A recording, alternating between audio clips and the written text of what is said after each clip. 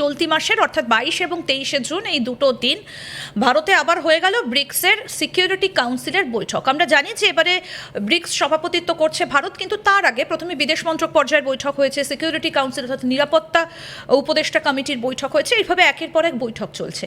কিন্তু এখন প্রশ্ন হচ্ছে যে ব্রিক্সের এই বৈঠকের দিকে কেন গোটা বিশ্বের নজর? কারণ কোথাও গিয়ে কি গোটা বিশ্বের রিমোট কন্ট্রোলটা এবার ভারতের হাতে চলে আসছে? সত্যি সত্যি কি ট্রাম্প এবং নেটো তারা তাদের অস্তিত্ব আস্তে আস্তে হারিয়ে ফেলছে, বা তারা কি চাপে পড়ে যাচ্ছে ব্রিক্সের এই বৈঠকের কারণে? আমরা আজকে সেগুলো নিয়ে আলোচনা করব এবং একই সঙ্গে আলোচনায় উঠে আসবে ব্রিক্স মুদ্রা এবং তার পাশাপাশি আরও অনেক গুরুত্বপূর্ণ বিষয়। আমাদের সঙ্গে রয়েছেন আন্তর্জাতিক সম্পর্ক বিশেষজ্ঞ শুভাশিস ব্যানার্জি। আপনাকে স্বাগত জানাই আজ তাক বাংলায়। আমি ব্রিক্সের এই সিকিউরিটি কাউন্সিলের বিষয়ে আপনার কাছ থেকে জানবো যে মূলত কী কী বিষয় তুলে ধরা হলো। তার আগে ব্রিক্স কান্ট্রিগুলোর এই মুহূর্তে তাদের কাছে থাকা সম্পদের পরিমাণটা কত এবং কি রয়েছে, কি বলেছেন অজিত দোভাল এনেসে, আমরা একবার শুনবো। আমি আনন্দিত যে এই জোট দিন দিন আরও শক্তিশালী হয়ে উঠছে। বন্ধুরা, এটি কোনো সাধারণ জোট নয়, এটি 410 কোটি মানুষের আবাসস্থল, যা বিশ্বের মোট জনসংখ্যার প্রায় 49% বা অর্ধেক। বিশ্ব সম্পদ সৃষ্টিতে এই জোটের অবদান $31.5 ট্রিলিয়ন সমতুল্য, যা বৈশ্বিক জিডিপির 30%-এরও বেশি। এর ভৌগোলিক আয়তন 42 মিলিয়ন বর্গ কিলোমিটারেরও বেশি, যা আমাদের গ্রহের মোট আয়তনের 28%। অত্যন্ত গুরুত্বপূর্ণ বিষয় হল এর রয়েছে এক ব্যাপক বৈশ্বিক বিস্তৃতি। আমরা বিভিন্ন মহাদেশ ও অঞ্চল থেকে এখানে সমবেত হয়েছি এবং এই জোটের মাধ্যমে আমরা আমাদের বৈচিত্র্যময় অভিজ্ঞতাকে একত্রিত। আমরা শোনালাম অজিত দোভাল বলছেন যে ব্রিক্সের হাতে থাকা সম্পদের পরিমাণ কত এবং কতটা জুড়ে রয়েছে ব্রিক্স। কোথাও গিয়ে কি এটাতে চাপে পড়ে যাচ্ছেন ডোনাল্ড ট্রাম্প? এই বৈঠকের তাৎপর্যটা কি?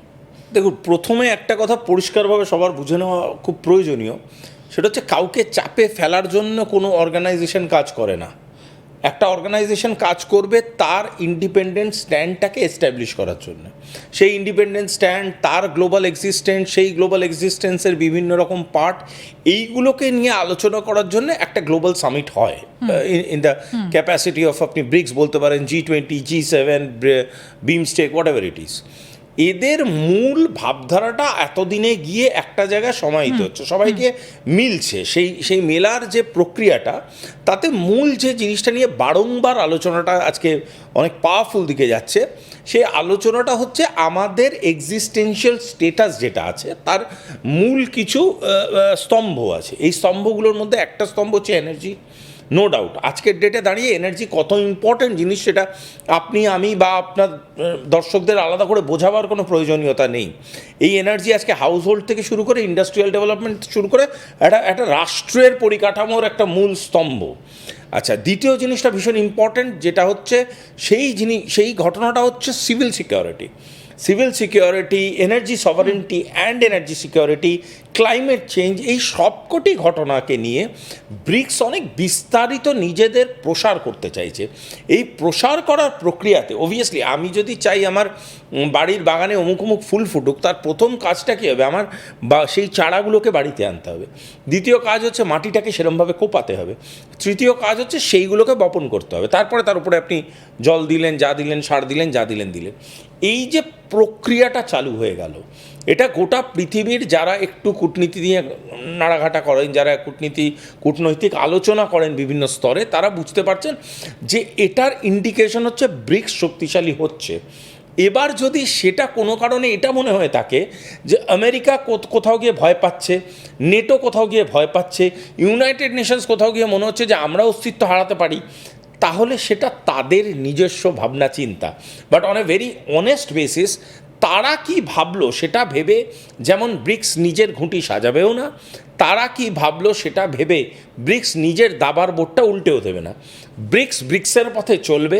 তাতে যদি কোনো মানুষের একটু অন্যরকম ভাবনা চিন্তা হতে হয়, বা অন্যরকম ভাবনা চিন্তা করে ফেলে, বা অন্যরকম বিবৃতি বা বিবৃতিমূলক কোনো কথাবার্তা বলে থাকে, সেটা তার একান্তই ব্যক্তিগত। আমি না একটু শোনাই, অজিত দোভাল বলেছেন সিকিউরিটি নিয়ে, সেই বক্তব্যটা একটু শোনাই, যে তিনি কি সিকিউরিটি, কি ধমকির মুখে পড়তে হচ্ছে এই মুহূর্তে গোটা বিশ্বকে বলেছেন অজিত দোভাল। আমরা একটু শোনাই। বন্ধুরা, আমাদের নতুন সব নিরাপত্তা ঝুঁকি ও চ্যালেঞ্জ সম্পর্কে সচেতন হতে হবে। প্রথাগত সীমানা ছাড়িয়ে এখন নানা ধরনের অপ্রথাগত হুমকির উদ্ভব হয়েছে, যেমন প্রচলিত প্রতিরক্ষা ব্যবস্থাকে অকার্যকর করার সক্ষমতা, উদ্ভাবনী ও আমূল পরিবর্তনকারী প্রযুক্তি, ছদ্মবেশধারী বা ভিন্ন কৌশলের সন্ত্রাসবাদ এবং ক্রমবর্ধমান ডিজিটাল বিশ্বে সাইবার হুমকি। এসব কিছুই আমাদের জন্য গুরুত্বপূর্ণ নিরাপত্তা ঝুঁকি হিসেবে দেখা দিয়েছে। আজ আমরা এখানে আমাদের যৌথ আলোচনার মাধ্যমে এই অপ্রথাগত নিরাপত্তা চ্যালেঞ্জগুলোর কয়েকটি বিষয় নিয়ে পর্যালোচনা করব। পাশাপাশি সন্ত্রাসবাদ দমন এবং তথ্য ও যোগাযোগ প্রযুক্তির ব্যবহারে নিরাপত্তা নিশ্চিতকরণ, এই দুটি বিষয়ে গঠিত ব্রিক্স এর যৌথ ওয়ার্কিং গ্রুপের ফলাফল নিয়েও আমরা আলোচনা করব।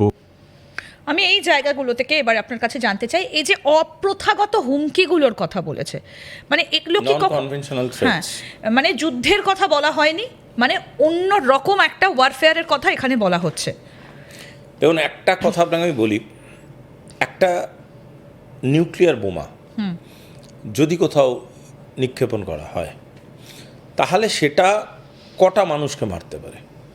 তর্কের খাতিরে হচ্ছে একটা অঞ্চলের মানুষকে শেষ করতে 1 লাখ 2 লাখ মানুষ মৃত হতে পারে। আগামী 10 বছর ধরে সেখানে বিভিন্ন রকম প্রক্রিয়া, বিভিন্ন রকম কেমিক্যাল রিয়াকশনস হতে পারে, যার জন্য বায়োকেমিক্যাল রিয়াকশনসে বহু মানুষের জীবন ক্ষয়ক্ষতি হতে পারে, correct? But that's a long term effect. তখন দেখবো আমরা হয়তো 10 লাখ লোক ক্ষতিগ্রস্ত হয়েছে।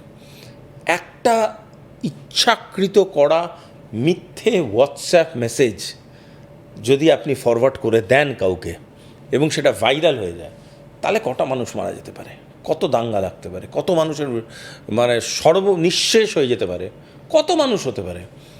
এটা ইচ্ছাকৃত করা যে প্রক্রিয়াটা হয়, সেই প্রক্রিয়াটা কিন্তু আপনি চোখে দেখতে পাবেন না। একটা নিউক্লিয়ার যখন এনগেজমেন্ট হয়, তার তো অনেক প্রক্রিয়া, সে নানান রকম বিবৃতি হবে, একটা ট্রিগারিং হবে, লঞ্চিং হবে, একটা বিরাট ব্যাপার। কিন্তু একটা হোয়াটসঅ্যাপ ট্রিগার করতে কী লাগে? আসবে, টাক করে আপনি পাঠিয়ে দিলেন এবং সেখান থেকে একটা আগুন ছড়িয়ে গেল, মানুষ ক্ষেপে উঠল। এই যে এই প্রক্রিয়াটা, এটাও এক ধরনের সোশ্যাল থ্রেট এবং this is also one kind of terrorism. এটা আমরা হয়তো ইনফরমেশন টেররিজম বলে এটাকে কাউন্টার করতে লাগে ইনফরমেশন ওয়ারফেয়ার। আমি আপনাকে বলছি, বহু লোক আছে যারা, আমি কারো নির্দিষ্ট নাম বলছি না, বহু লোক আছে টুইটারে এসে মিথ্যে কথা বলে। বহু লোক আসে টুইটারে এসে এমন দাবি করে, পরবর্তীকালে বোঝা যায় ওইগুলো মিথ্যে কথা, কারেক্ট? এই জিনিসটাও কিন্তু one kind of a threat. মানে ধরুন, আমি আপনাকে একটা এক্সাম্পল দিচ্ছি। ভারত পাকিস্তান যখন একটা কনফ্লিক্ট চলছে, একটা রিটালিয়েশন চলছে, অপারেশন সিন্দুর চলছে, আমেরিকার সবথেকে বড় চেয়ারে বসা থাকা মানুষটার নাম ডোনাল্ড ট্রাম্প,